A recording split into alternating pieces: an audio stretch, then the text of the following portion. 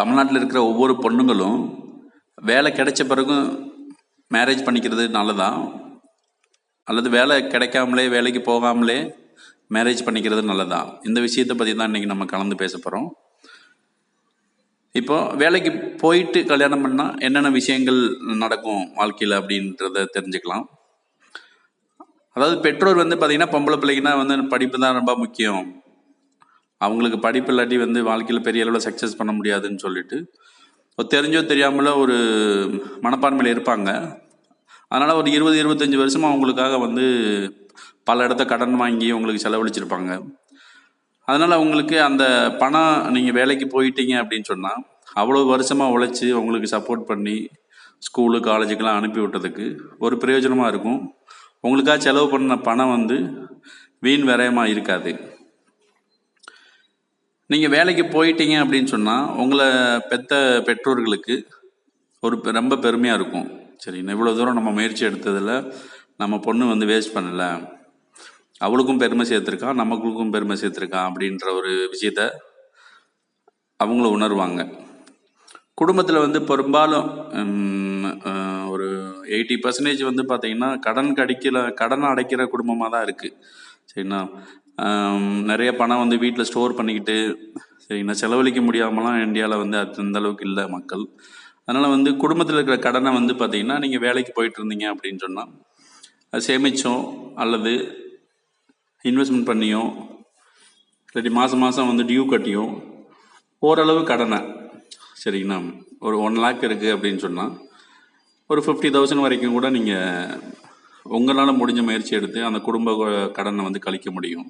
வேலைக்கு போயிட்டு சம்பாரிச்சிட்டு இருந்தால் கூட பிறந்த சகோதர சகோதரிகளுக்கு சரிங்களா நீங்கள் உதவி பண்ணலாம். நீங்கள் அண்ணன் தம்பி அக்கா தங்கச்சின்னு சொல்லி பிறந்திருப்பாங்க சரிங்களா, அவங்களோட எஜுகேஷனுக்கோ அவங்களோட ஜாபுக்கோ சரிங்களா அவங்களோட கல்யாணத்துக்கோ சரிங்களா ஏதாவது ஒரு வகையில் உங்களோட சப்போர்ட் கண்டிப்பாக இருக்கும். அது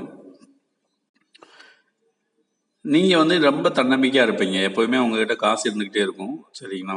அதனால் நீங்கள் ரொம்ப தன்னம்பிக்கையாக இருப்பீங்க, அடுத்தவங்களுக்கும் ஒரு தன்னம்பிக்கையாக இருந்து காமிப்பீங்க. எப்பவுமே தன்னம்பிக்கை அப்படின்னு பார்த்தீங்கன்னா உங்களோட பர்ஸில் ஒரு 100 ரூபா 50 ரூபா 20 ரூபா 10 ரூபா அப்படி இருக்கிறத காட்டிலும் 500 ரூபா 1000 ரூபாய்க்கு குறையாம உங்களோட பணம் இருக்குது, 5000 வரைக்கும் இருக்குது அப்படின்னு சொன்னால் அதில் உங்களோட கான்ஃபிடென்ஸ் நீங்கள் ஃபீல் பண்ணி பார்த்தா தான் தெரியும். அது சரிங்களா, வேலைக்கு போகும்போது அந்த மனநிலைமைக்கு இருப்பீங்க. நீங்கள் அது ஃபீல் பண்ணி பார்க்கும்போது உங்களால் உணர முடியும்.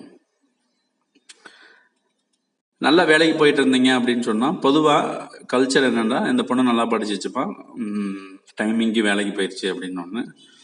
அப்போ நேரத்தில் பார்த்திங்கன்னா உங்களுக்கு கல்யாணம் ஃபிக்ஸ் பண்ணுவாங்க சரிங்களா. அந்த ரெகக்னைசேஷன், வேலைக்கு போகிறீங்க சம்பாதிக்கிறீங்கன்ற ரெகக்னைசேஷன் இருக்கிறதுனால ஒரு கரெக்டான டைம் லைன் ஃபாலோ பண்ணுறதுனால உங்களுக்கு உடனே பார்த்திங்கன்னா கல்யாணம் நிச்சயிக்கக்கூடிய வாய்ப்புகள் கிடைக்கும். அது கல்யாணம் நிச்சயிக்கிறது மட்டும் இல்லாமல் உங்களோட குவாலிட்டிக்கு ஏற்ற மாதிரி சரிங்களா, உங்களோட எஜுகேஷனுக்கு ஏற்ற மாதிரி உங்களோட திறமைக்கு ஏற்ற மாதிரி துணைவர் கிடைப்பார்.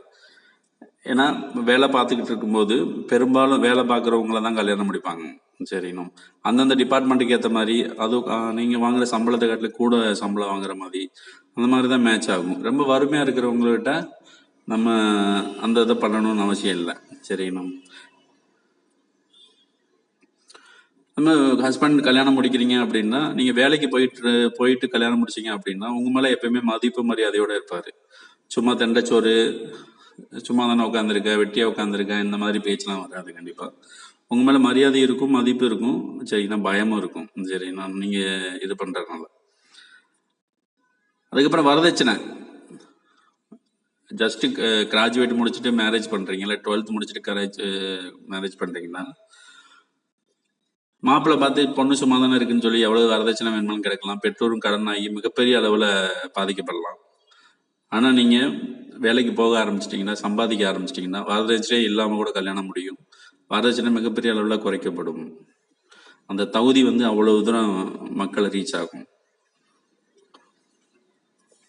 கல்யாணம் ஆகி உங்களுக்கு குழந்தையாயிருச்சுன்னா கூட குழந்தைகளும் அம்மா வேலைக்கு போகிறாங்கன்னு சொல்லி அவங்க ஒரு மதிப்பு கொடுப்பாங்க, உங்கள் மேலே நம்பிக்கை வைப்பாங்க. அம்மா சம்பாதிக்கிறாங்க, எஃபர்ட் போடுறாங்க, டெய்லி பிஸியாக இருக்காங்க அப்படின்ற மாதிரி மாமியார் மாமனார் குடும்பத்துலேயும் வந்து பார்த்திங்கன்னா அவங்களுக்கு எப்பயுமே ஒரு ரெஸ்பெக்ட் இருந்துக்கிட்டே இருக்கும்.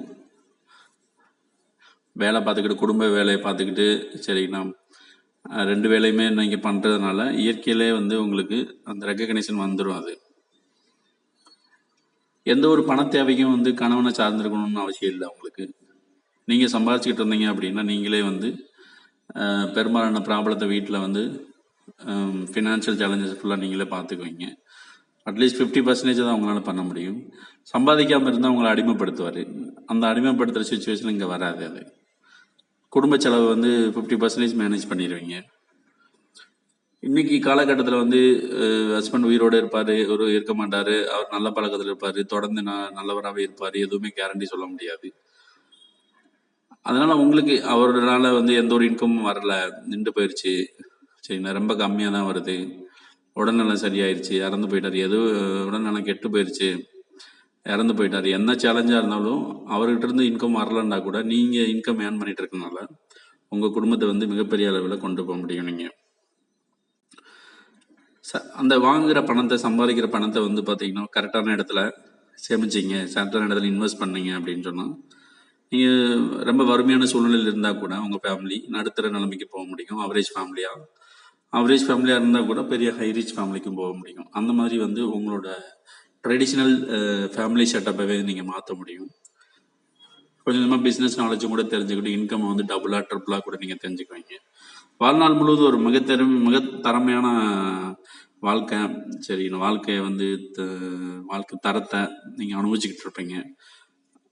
ஒவ்வொரு பெண்களும் வந்து வேலைக்கு போய் கல்யாணம் முடிக்கிறது எப்பயுமே வந்து பெட்டர், சரிங்களா.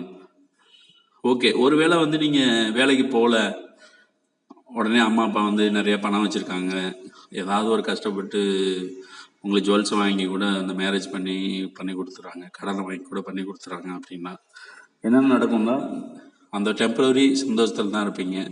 உங்ககிட்ட எப்பயுமே பணம் இருக்காது. குடும்பத்தில் எல்லாருமே வந்து வீக்காக நினைப்பேன், என்னப்பா வேலைக்கு போகலையான்னு கேட்டுக்கிட்டே இருப்பாங்க. மாமனார் மாமியார் கணவர் யாருமே வந்து மதிக்க மாட்டாங்க. ஜஸ்ட் அன்னைக்கு ஒரு டெம்பரரி சொல்யூஷனாக தான் இருக்கும். உங்களுக்குள்ள தன்னம்பிக்கை இருக்காது. சும்மா பிள்ளையை பெற்று போடுற ஒரு மெஷின் மாதிரி தான் நீங்கள் இருப்பீங்க. சொசைட்டியில் வந்து ஒரு காம்பினேஷன் வேல்யூபிளான ஹியூமனாக இருக்க முடியாது. அதனால் திடீர்னு உங்களுக்கு செலவுக்கு தேவைப்படுது, ஒரு 5 இயர்ஸ் 10 இயர்ஸ்க்கு அப்புறம் அப்படின்னா உங்கள்கிட்ட பணம் இருக்காது. எந்த ஊருக்கு போனாலும் அவர் ஹஸ்பண்ட் பக்கத்துலேயே தான் நிற்கிற மாதிரி இருக்கும். உங்கள்கிட்ட கையில் பணமே இருக்காது. அவரை சார்ந்து தான் நீங்கள் இருக்க டிபெண்ட்டாகவே வாழ்நாள் ஃபுல்லாகவே வாழ்கிற மாதிரி இருக்கும். தன்னம்பிக்கையெல்லாம் 0 லெவலுக்கு வந்துடுவீங்க. ஒரு சாதாரணமாக ஒரு அன்எஜுகேட்டடாக ஒரு பொண்ணு வந்து என்ன நிலைமையில் இருக்குமோ அதுவும் நீங்களும் ஒன்றா தான் இருப்பீங்க, சரிங்களா. அதனால் +2 டிகிரியோ டிப்ளமோவோ மாஸ்டர் டிகிரியோ பிஜி யூஜி எது பண்ணாலும் சரிங்களா, நீங்கள் ஒரு நல்ல நிலைமைக்கு போய் வேலைக்கு போங்க. என்னோட பர்சனல் சஜஷன் தான் அது. மிகப்பெரிய அளவில் உங்களுக்கு லைஃப்பில் மாற்றம் கிடைக்கும்.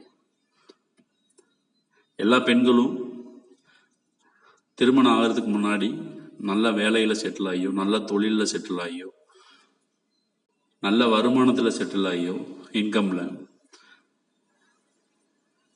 ஆனதுக்கு அப்புறம் மேரேஜ் பண்ணுங்க. நல்ல வாழ்க்கை வாழுங்க, சந்தோஷமா இருங்க. என்றும் எனது வாழ்த்துக்கள்.